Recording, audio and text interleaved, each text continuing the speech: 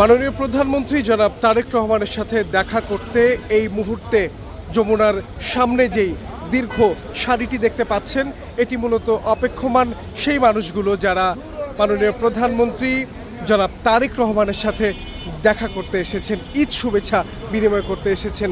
লাইনটি প্রায় যমুনার যেই মূল ফটকটি রয়েছে সেখান থেকেও একেবারে যেই প্রবেশ পথ রয়েছে সে পর্যন্ত কিন্তু ছাড়িয়ে গেছে। এই দীর্ঘ সময়ের অপেক্ষার পর তারা কি দেখা করতে পারবেন প্রধানমন্ত্রীর সাথে, সেটি এখন বড় প্রশ্ন।